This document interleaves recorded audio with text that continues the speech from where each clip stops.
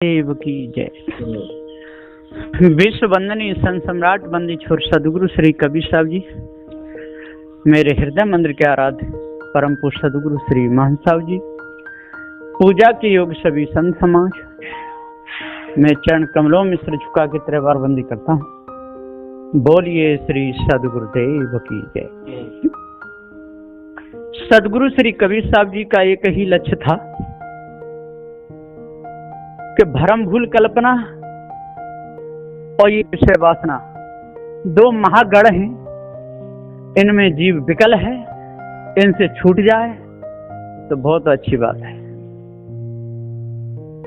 कितना सुंदर विचार था।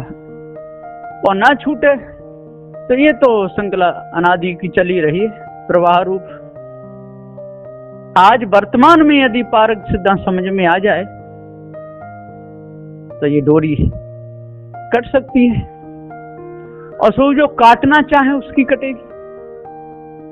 लेकिन सदगुरु श्री कबीर साहब का पूरा प्रयास यही था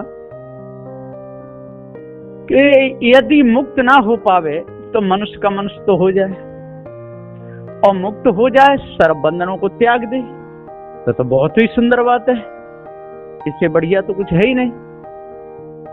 लेकिन मायावी गुरुबा लोगों ने इसमें भ्रम डाल दिया कि जीव के ऊपर कोई जीव है, जीव के ऊपर कोई आत्मा है, जीव के ऊपर कोई ब्रह्म है, जीव के ऊपर कोई ईश्वर है।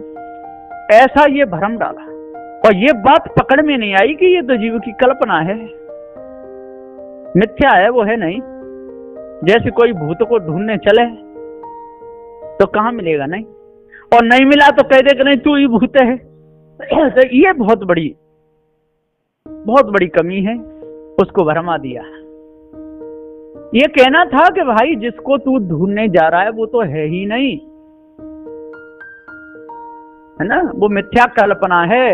जिसको ढूंढ रहा है वो तू नहीं है, ऐसा किसी ने नहीं कहा। सब यही बोले कि जिसको ढूंढ रहा है वो तू ही है, जिसको ढूंढ रहा है वो तू ही है। ऐसे कह के सारा मामला बिगाड़ डाला, चौपट कर दिया।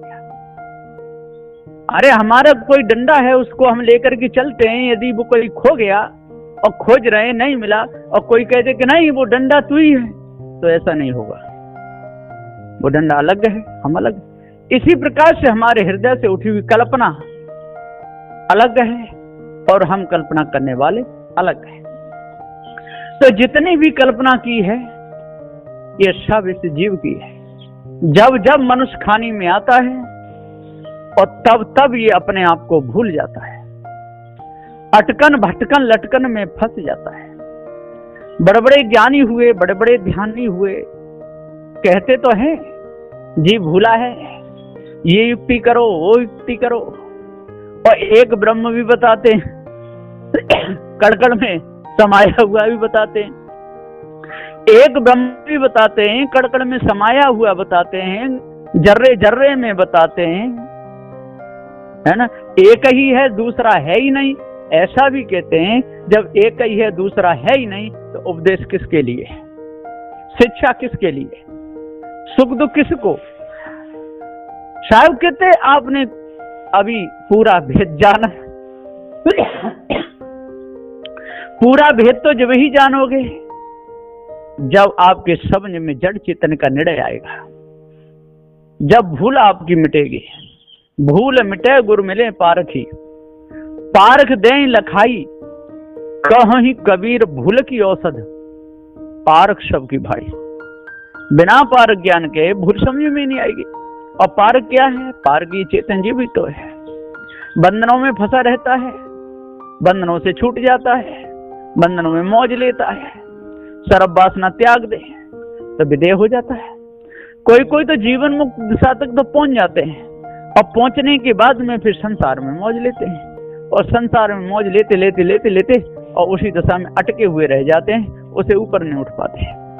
तो सदगुरुदेव जी पुकार के समझाते हुए कहते हैं कि जब तक हम आनंद को दूर नहीं करेंगे, जब तक विषय को दूर नहीं करेंगे, जब तक भ्रम को दूर नहीं करेंगे, जब तक संसार की जितनी भी जो लगन है ये दूर नहीं होगी, तब तक हमको अपने आप का कोई भी पता नहीं चलेगा कि हम कौन है, हम मायावी गुरबा लोगों के चक्कर में भर में रहेंगे, और जो श्रृंगार करके और जो संसार को देवियां फंसा रही हैं, इनके चक्कर में बने रहेंगे।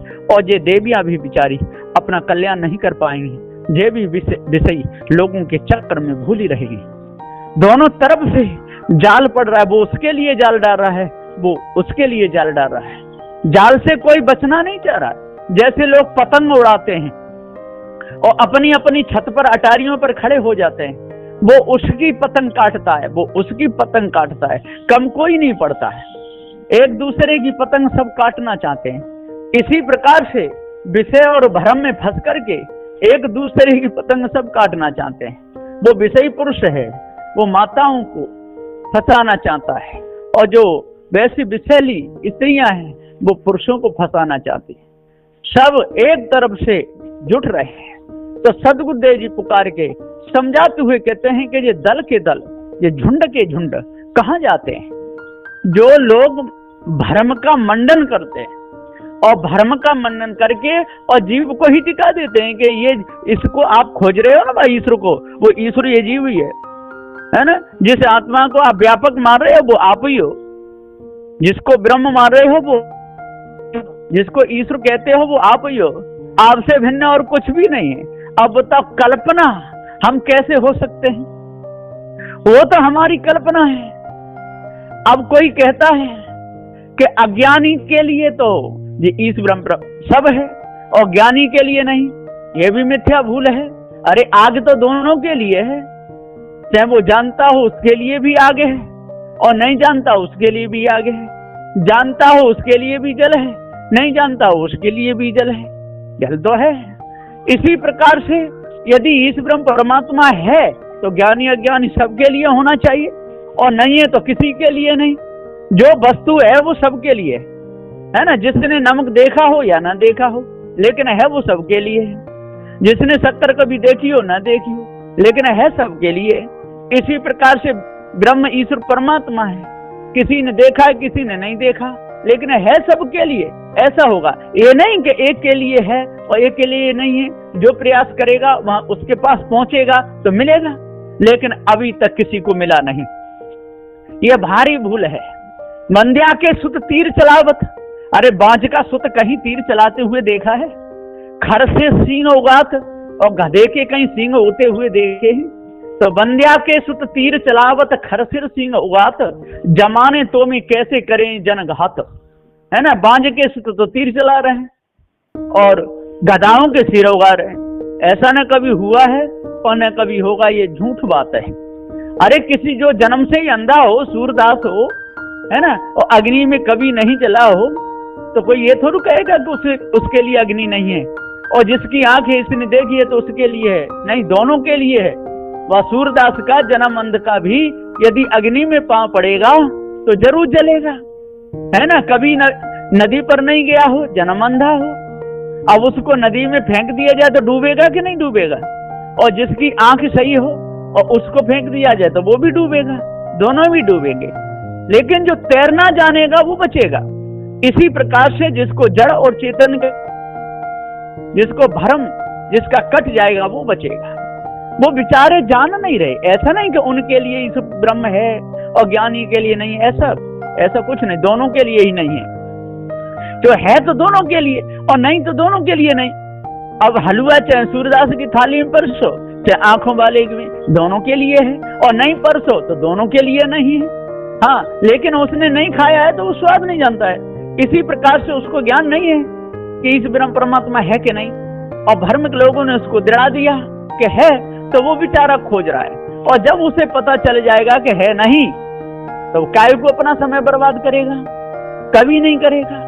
इसलिए सदगुरुदेव जी पुकार कहते हैं कि जो भी वस्तु संसार में है, तो जो है और प्रत्यक्ष है, इसका गुण धर्म है, तो वो सबके लिए ज्ञानी हो या अज्ञानी हो। और जो नहीं है वो किसी के लिए नहीं है, चाहे ज्ञानी हो या अज्ञानी हो, उससे कोई फर्क नहीं पड़ता है।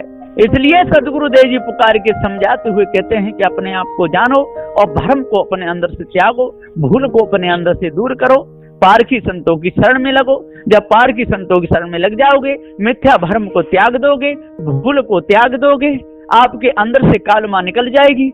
ईश ब्रह्म देवी देवता ये 4 वेद 6 7 18 पुराणों का जाल है, ये जाल कट जाएगा, लेकिन कटेगा पार ज्ञान के द्वारा, पारखी संतों के द्वारा। इसलिए अपने आप को जान करके और इस सारे जंगल को काट करके दूर करना चाहिए। बोलिए श्री सद्गुरुदेव की जय।